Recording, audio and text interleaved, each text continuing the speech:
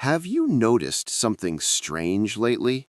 On paper, you're doing better than before. Your salary is higher, your career is moving forward, yet somehow money feels tighter. Not dramatic, not desperate, just this quiet pressure that never really goes away.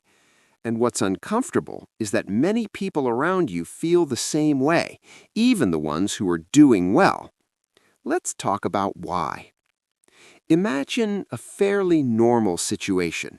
You're in your late 20s or 30s. You live in the US, the UK, Germany, France, somewhere developed, expensive, and modern.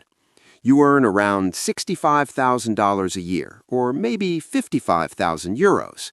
After taxes, healthcare, and social contributions, that becomes roughly $3,800 a month, sometimes less. Your rent or mortgage is $1,400, not luxury, just acceptable, safe, close enough to work. You have a car payment, $420. Insurance adds another $120. Fuel, maintenance, parking, maybe $200 more. There's student debt or a personal loan, $250.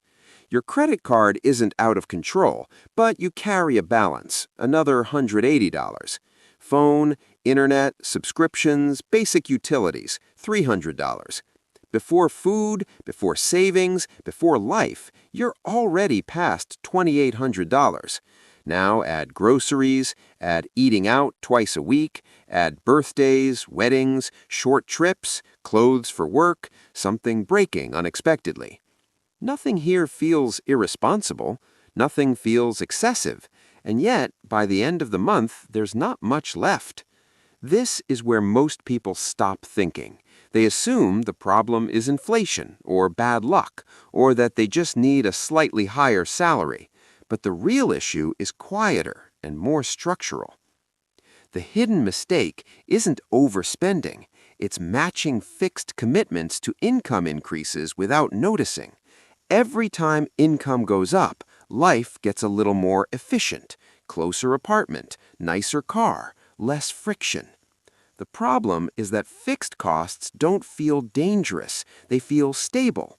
A $420 car payment doesn't hurt emotionally. A $1,400 rent doesn't feel reckless. A $250 loan feels manageable. But together, they quietly consume future flexibility. Let's do simple math. If you lock $1,200 a month into car, loans, and credit cards, that's $14,400 a year. Invested modestly over 30 years, even at 6%, that's not just $432,000 contributed. It's closer to $1.1 million in lost compounding. Not because you were reckless, but because the payments felt normal. So why do smart, educated people fall into this? Because the pressure isn't financial, it's psychological. Modern life rewards visible stability, not invisible progress. A newer car signals success. A better apartment signals adulthood. Being able to say, "It's fine, I can afford it," signals competence. Saving, investing, and keeping costs low don't signal anything. They're invisible, quiet, boring. There's also timing. Most financial commitments are made when income feels uncertain, so we choose safety and comfort over optionality. Later, when income grows, those early decisions are already locked in. At that point, money doesn't feel empowering, it feels allocated. If this pattern continues for 10 or 15 years, something subtle happens. Your income may double, but your financial freedom barely moves. You're not broke, you're not failing, you're just structurally constrained. And that's why money still feels tight. Financially intelligent people don't think in terms of, "Can I afford the payment?" They think in terms of what this payment prevents later. They're less focused on lifestyle upgrades and more focused on preserving margin. Margin is what creates calm. Margin is what absorbs shocks. Margin is what quietly builds wealth. They don't avoid nice things forever. They delay fixed commitments until income is stable and flexible. Not because they're disciplined superheroes, but because they understand that comfort today is often paid for with pressure tomorrow. This isn't about guilt, and it's not about cutting everything enjoyable.